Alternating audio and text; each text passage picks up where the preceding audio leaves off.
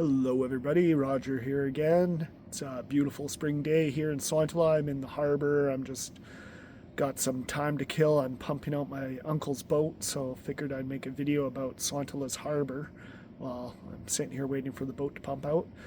And yeah, so I'll take a walk around and show you a bit of what it looks like here in Sointula's harbour.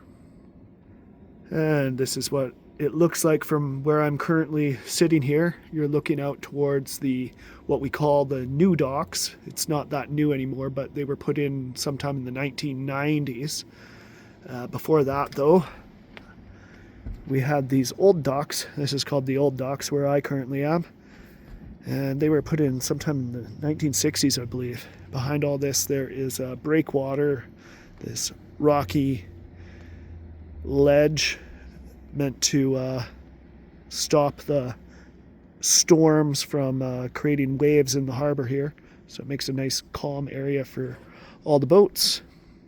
When I was growing up as a kid in the 80s and 90s, and during the early 2000s when I was a young adult, this was right full of fishing boats.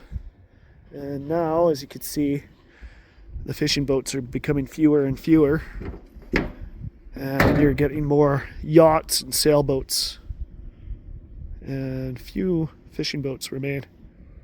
And present day, this is what the beach line of the harbor looks like in Sointula.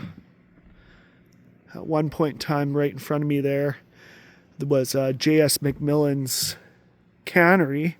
And I worked there a couple of years as a teenager as the iceman, so I had to go in the ice room and shovel ice down into this auger that would go down into the chute, and the chute would put ice into all the fishermen's boats, and they would take ice in their hatches to keep the fish that they catch cool and keep your groceries cool.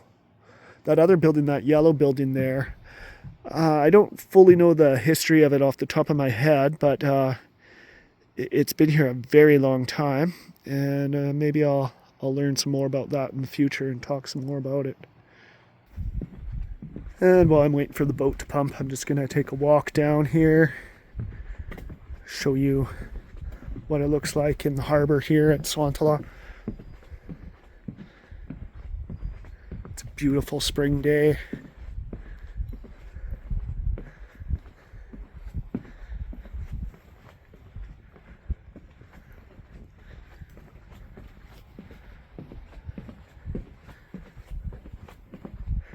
Sometimes there's otters that'll make their nests under the docks here, so you could sometimes hear otters chitter-chattering under your feet and evidence of them eating crabs and whatnot on the deck, but so far nothing right now.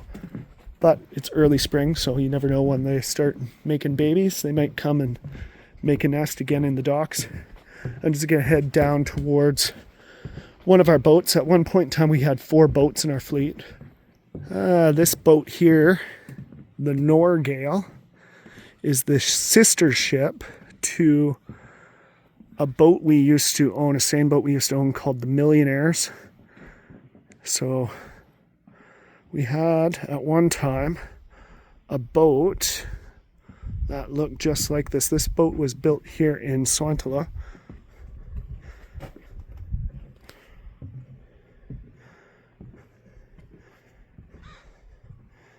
It's a nice wooden boat.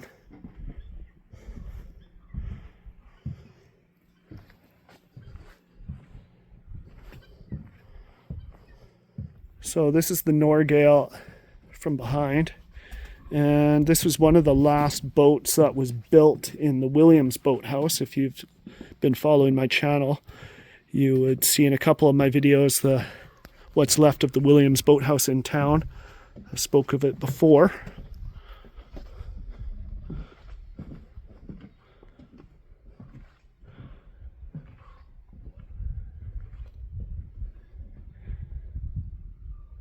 This is our boat, the Kodiak. We've had it since the 1990s. Just got to go check up on the boat, see if it's done pumping yet. So I'm just walking back down over to my uncle's boat. And this is what I mean by pumping the boat. After a heavy rain, I have to come in here and put the pump down here in the tank and drain it. And there's a crow up here watching me, curious what I'm doing. And here you could see some iconic buildings on the island. The Co-op hardware store. Beside that, there was at one time a restaurant called the Ritz. And then straight out in front of me is the Anderson Marine Ways. And again, just off that white building there, at one time was J.S. McMillan's Fisheries. And this is the breakwater, which is like this rocky ledge that was put in during the 1960s, is what I found in old photos. Maybe sometime I'll walk out there and show you. That far point in the distance, that's Hulkosenniemi. And you're looking over towards Vancouver Island and the town of Port McNeill. I'm just going to take a walk down these far fingers on the wharf here that I don't usually get to visit very often, but I'll take a walk down here and just explore the Sointula Harbour with you guys.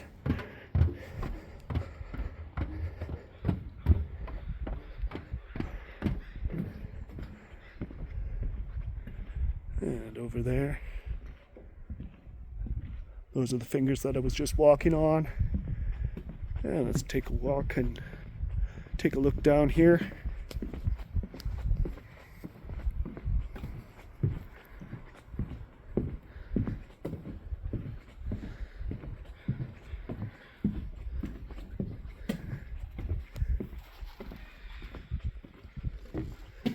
Here we have the Cedar Isle. Now this boat used to belong to a cousin of mine. He's now deceased. He used to live here in Sointula. His name was Jim Davis. And his dad he was a boat builder.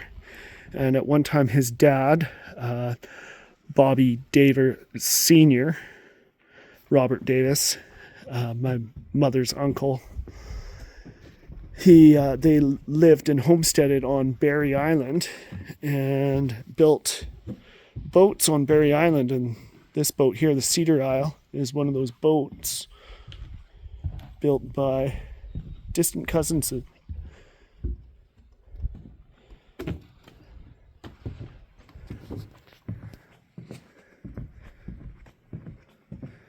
And from here, looking over across at the other finger over there, the Kodiak is our boat, and you're looking at the Norgale, which was the sister ship to the Millionaires, which was a boat we used to own. From here is a better shot of both the Norgale and the Kodiak.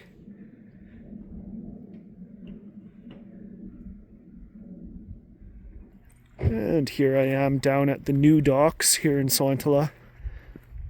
There's a beautiful garden out in front.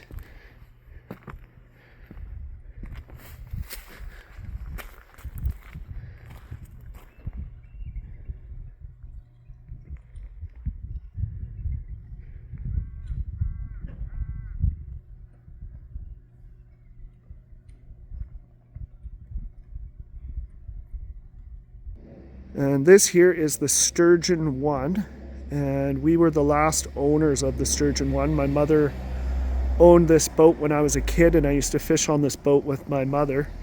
It was built here in Sointula, and that's why it is now a monument in our town to commemorate the commercial fishing which dominated the town's industry for over 100 years.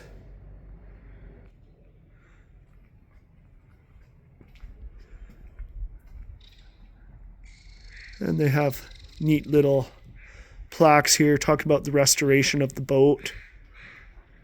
This is what the Sturgeon looks like on the inside. So when I was a kid, down here in the sleeping quarters, there was this rack that went across here. And it was like this metal rack, and it had a net on it. It was meant for storage. But when I was a kid, I used to sleep on that, and my parents would sleep down below. And I have memories of when I was a kid. If I got scared at night, my dad would hold my hand, and yeah. So down below here there was a stove, and this is what you would cook on, and it had like a little oven in here, and there was storage, like a storage area and a sink. You'd have to pump by hand, and then the storage cupboards. There was storage down below here, below the bunks, and I remember canned goods would get corroded if they were left down there for too long, so you had to use up the canned goods that were down in there. And then up above here was more storage just above the cupboard, and my dad had this what do you call it? It's a jigger, so it's like a jigger board, and you would wrap around a fishing line on it, and I would go jigging off the docks when I was a kid. And then up here there was the captain's seat, and there's the smokestack in here, the engine's underneath, so it was quite noisy. There's like a little stair going down towards the bunks. And then we made this makeshift by the door going out. There was this makeshift plank seat that my mom and I would sit on. And my dad would sit here, but my dad wasn't the captain. My mom owned the boat. She was the captain of the Sturgeon one. And I remember as a kid we got the drum, the net caught up in the wheel, the propeller, and we had to get towed to Port Hardy. I think we were in Smith's Inlet at the time. We had to get towed up to Port Hardy, and it was these big ground swells, and we hit a ground swell, and my arm went through the window when I was a little kid here, smashed the window. One of my jobs when I was a kid, I'd go down in the hatch here and shovel out the ice and count fish and put the fish down here in the hold.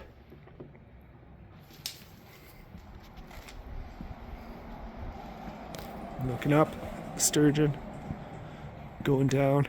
Now this is a wooden gillnet drum, and I should say the gillnet drum was invented here by the Jarvis family in the 1930s, so it revolutionized commercial fishing on the coast of BC. And when I was a kid, gillneting wasn't the only thing that we did on the Sturgeon one. We also did trolling, and I hated trolling because trolling was a different kind of fishing where you'd have these poles and they'd go out on either side, so they'd be up like this, and then you'd spread them out, and then there'd be these stabilizers that would go in the water to help stabilize it because you'd be out in the ground swells.